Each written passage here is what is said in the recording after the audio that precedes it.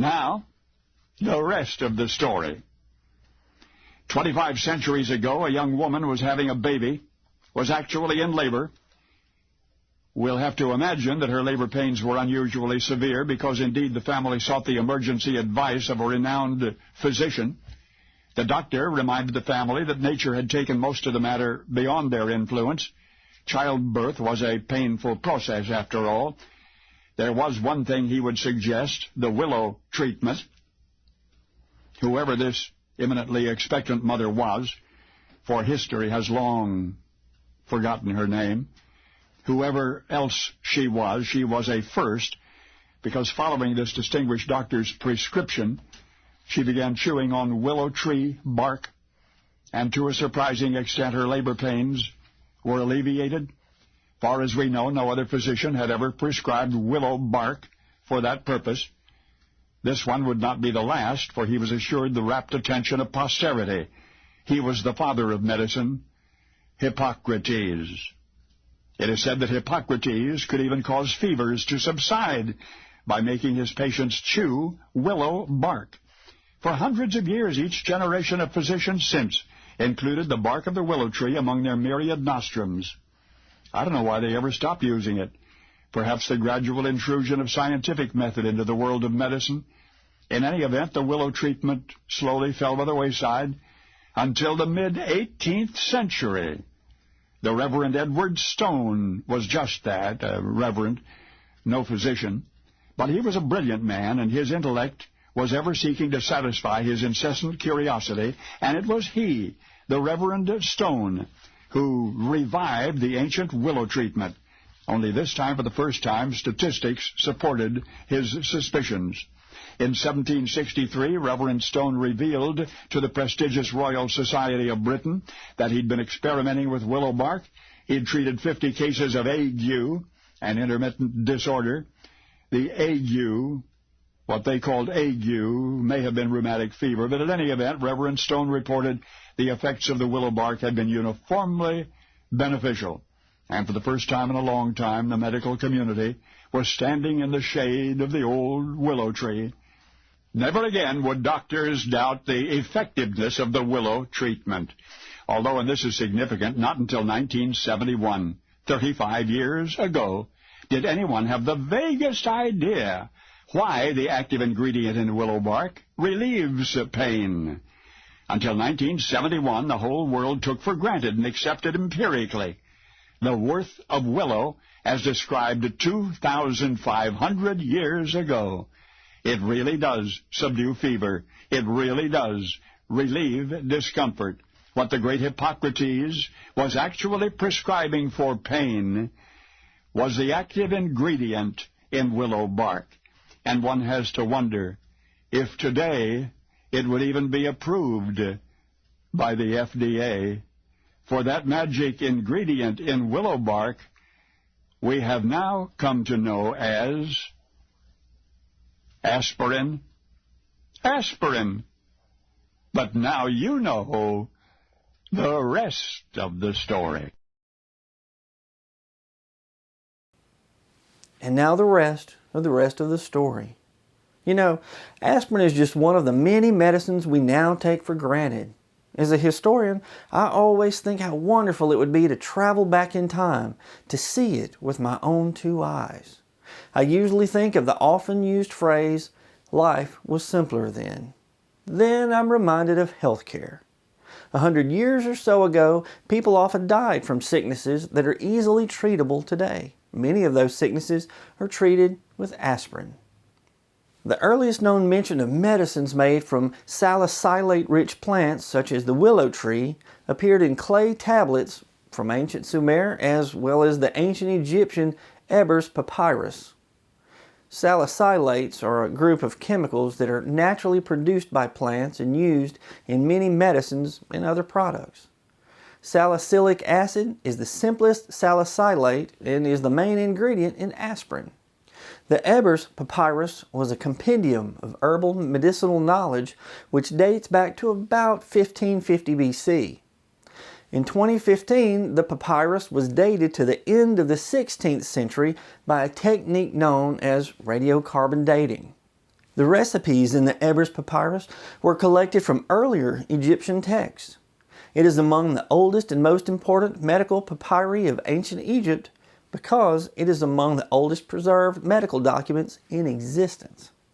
It is the largest papyrus scroll devoted to ancient Egyptian medicine and the only one to have been completely preserved. The Ebers Papyrus is a 110-page scroll which, when laid out for reading, is just over 65 feet long. The Ebers Papyrus was written in hieratic Egyptian, which is like their form of cursive writing. It contains nearly 900 prescriptions and educational texts concentrating on general and internal medicine. It lists about 80 medical conditions including heart disease, gynecological matters, intestinal problems, parasites, and eye diseases, as well as related remedies such as suppositories, ointments, pills, bandages, and enemas. Some of the remedies contain a sort of magic.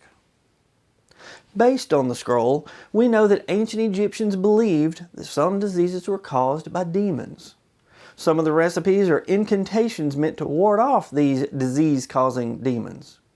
Other recipes were meant to treat depression and dementia. The Ebers Papyrus contains medical information on contraception, diagnosis of pregnancy and other gynecological matters, intestinal disease, parasites, eye, skin problems, dentistry, setting broken bones, and treating burns.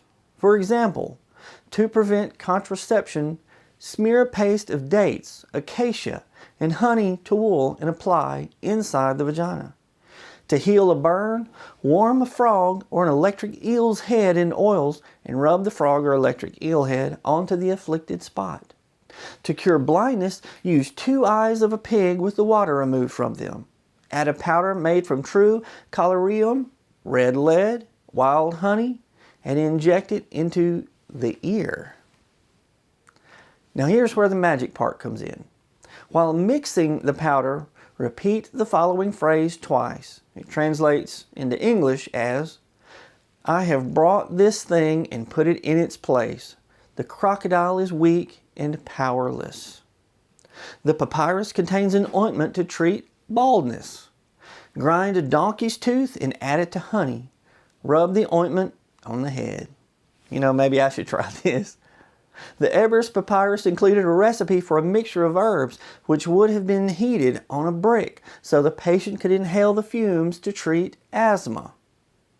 The page shown on your screen is a recipe for treating cancer. Among the nearly 900 recipes is salicylic acid, which is the main ingredient for aspirin. So why is it called the Ebers Papyrus?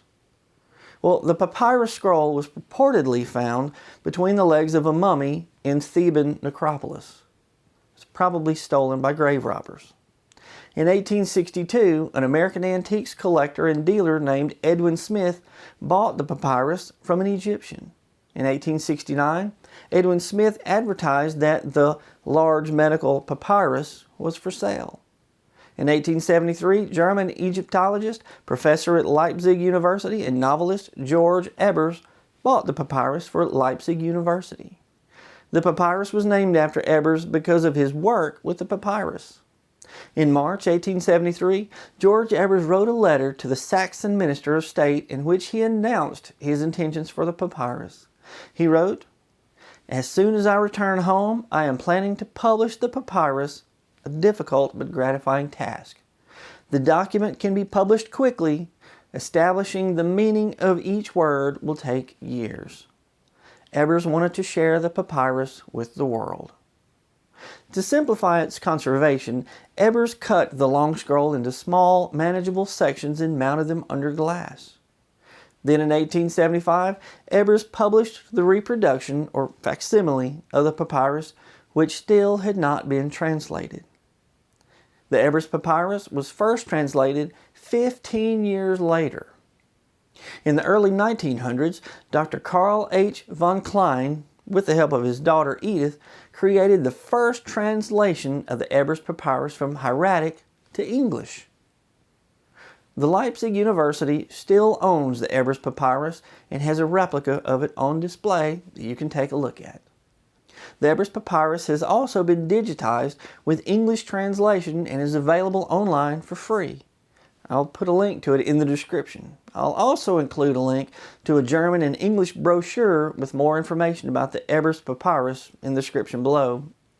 In the late 1890s, scientists at the drug and dye company Bayer identified a new, more efficient way to synthesize salicylic acid, which made it safer to use.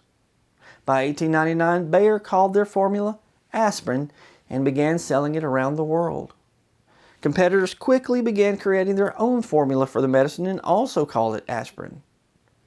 Because Bayer allowed the competitors to use the name aspirin for nearly 20 years, Bayer lost the trademark for aspirin in the United States and some other countries. Today, aspirin with a small a is a generic name for the medicine. Aspirin with a capital A remains a registered trademark by Bayer in Germany, Canada, Mexico, and in over 80 other countries. Aspirin is the most widely used drug in the world and has been one of the most important pharmacological achievements of the 20th century. Where would we be without aspirin? I'm Brad Dison. Thanks very much for watching, and now you know the rest of the story.